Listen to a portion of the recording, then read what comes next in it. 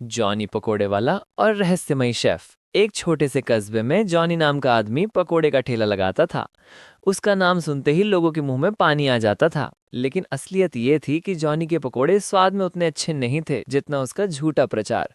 भीड़ खींचने के लिए जॉनी अपनी मीठी मीठी बातों का तड़का लगाता था। आइए आइए भाइयों और बहनों, गर्मा गर्म पकोड़े खाइए, खाए बिना जाइए मत। इतने स्वादिष्ट पकोड़े की आपकी सास भी आपको गले लगा लेगी। लोग हंसते हुए आ जाते और पकोड़े खरीद लेते। जॉनी के पास दो ही हेल्पर थे, बबलू और गुड्डू। ये दोनों काम में कम और बहाने बनाने में ज्यादा माहिर थे। एक दिन दोनों देर से आए तो जॉनी गुस्से में बोला, अबे ओ आलसियों, ये पकोड़े का ठेला है, कोई सरकारी दफ्तर नहीं कि जब मन करे तब आ जाओ। सुबह से ही भीड़ लग रही है और तुम दोनों पंखे की हवा खाकर सोते रहे। बबलू ने सफाई दी, सेठ जी अलार्म नहीं बजा। गुड्डू बोला, और मेरी आंख ही नहीं खुली। जॉनी गुस्से में डंडा उठाकर बोला, आज तुम दोनों को इतना तला जाऊंगा कि लोग चटनी की जगह तुम्हें खाएंगे। तभी अचानक ठेले पर दो नकाबपोश बदमाश आ गए। उनमें से एक गरज कर बोला, अबे ओ तेलिया जॉनी, 2 प्लेट एक्स्ट्रा तीखे पकोड़े फटाफट बना, और हाँ, चटनी में कम से कम 2 गुना मिर्च डाल। दूसरा बोला, अगर स्वाद नहीं आया तो आज तुझे फ्राई करके इसी कढ़ाई में बेचेंगे। जॉनी पसीने पसीने हो गया और जल्दी से पकोड़े बना दिए। पहला पकोड़ा खाते ही एक बदमाश उछल पड़ा, अबे ये तो इतना तीखा है कि मेरी आत्मा तक जल रही है। दूसरा पानी के लिए इधर उधर भागने लगा। जॉनी को उनकी आवाज जानी पहचानी लगी।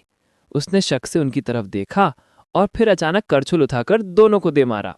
नकाब गिरते ही सच्चाई सामने आई। वो दोनों और कोई नहीं बल्कि बबलू और गुड्डू थे।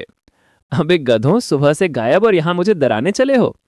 बबलू हंसते हुए बोला, सेठ जी आज 1 अप्रैल है, अप्रैल फूल बना रहे थे। जॉनी गुस्से में बोला, अबे अप्रैल फूल नहीं, अप्रैल फ्राई बना दूंगे तुम दोनों को। तीनों ठहाका लगाकर हंस पड़े, लेकिन हंसी ज्यादा देर तक नहीं रही। धीरे धीरे लोग जॉनी के पकोड़े छोड़कर सड़क के उस पार वाले कुल्लू पकोड़ा हाउस जाने लगे। ग्राहक कहने लगे, जॉनी भाई आपके पकोड़े देसी हैं, असली स्वाद तो कुल्लू वाले के पकोड़ों में है। जॉनी का दिमाग घूम गया। उसने कहा, अबे पकोड़ा पकोड़ा होता है, इसमें असली नकली क्या। लेकिन कोई उसकी बात नहीं सुनता था। भीड़ घटने लगी और जॉनी का धंधा डूबने लगा। जॉनी परेशान होकर बबलू और गुड्डू से बोला, अगर हमें कुल्लू से मुकाबला करना है तो हमें भी एक स्पेशल पकोड़ा मास्टर चाहिए, ऐसा जो पकोड़े में ऐसा जादू डाल दे कि लोग चटनी पीने आ जाएं। तीनों ने बहुत ढूंढा, पर जो भी पकोड़ा मास्टर मिलता वो महीने के 20,000 रुपये मांगता। जॉनी माथा पकड़कर बैठ गया, अबे ये तो मेरी ठेले की कमाई से ज्यादा है। एक दिन अचानक एक अजनबी युवक ठेले पर आया। उसने चेहरा कपड़े से ढका हुआ था। उसने पकोड़े खाए और बोला, अगर ये पकोड़े हैं तो मैं सलमान खान हूं। गुड्डू बोला, अबे ज्यादा उछल मत, तू ही सिखा दे हमें असली पकोड़े बनाना। वो युवक बोला, ठीक है, मैं तुम्हें सिखाऊंगा, लेकिन एक शर्त है, मैं हमेशा चेहरा ढककर ही काम करूंगा। जॉनी खुशी से उछल पड़ा, चेहरा ढको या पूरे बदन पर कंबल लपेटो, बस पकोड़े बढ़िया होने चाहिए। अगले ही दिन उसके बनाए पकोड़े इतने स्वादिष्ट निकले कि भीड़ उमड़ पड़ी। ग्राहक कहने लगे, वाह जॉनी भाई, ये तो स्वर्गीय स्वाद है, कुल्लू के पकोड़े तो इसके आगे फेल हैं। धीरे धीरे जॉनी का ठेला पूरे कस्बे में मशहूर हो गया। लेकिन गुड्डू को उस युवक पर शक था। उसने जॉनी से कहा, सेठ जी इसका नाम और आईडी तो ले लो, कहीं ये चोर डकैत ना हो। जॉनी ने लापरवाही से कहा, अबे चुप, 2,000 रुपये महीने में कौन सा चोर काम करेगा। कुछ दिनों बाद पुलिस जीप ठेले के सामने आकर रुकी। हवलदार गरज कर बोला, ठेले का मालिक कौन है। जॉनी घबरा कर बोला, जी मैं ही हूं। हवलदार चिल्लाया, तीनों को पकड़ लो, ये अपराधियों को शरण दे रहे हैं। जॉनी, बबलू और गुड्डू घबरा कर बोले, हम तो बस पकोड़े बेचते हैं सरकार। हवलदार बोला, तुम्हारा नया शेफ असल में नेपाल से भागा कुख्यात गैंगस्टर है जो पकोड़े की आड़ में अपने गिरोह के लिए काम कर रहा था।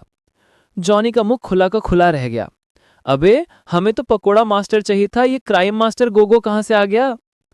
पुलिस ने उस रहस्यमय युवक को गिरफ्तार कर लिया। जॉनी, बबलू और गुड्डू को छोड़ दिया गया, लेकिन चेतावनी देकर। रास्ते में बबलू बोला, सेठ जी अब कौन आएगा हमारे फीके पकोड़े खाने। जॉनी मुस्कुराया और बोला, मूर्ख, नाम बन गया है, अब चाहे कच्चा आलू तल कर दें, लोग आएंगे और खाएंगे भी। तीनों ने जोरदार ठहाका लगाया, वाह जॉनी वाह। और इस तरह जॉनी का पकोड़ा ठेला फिर से चल पड़ा।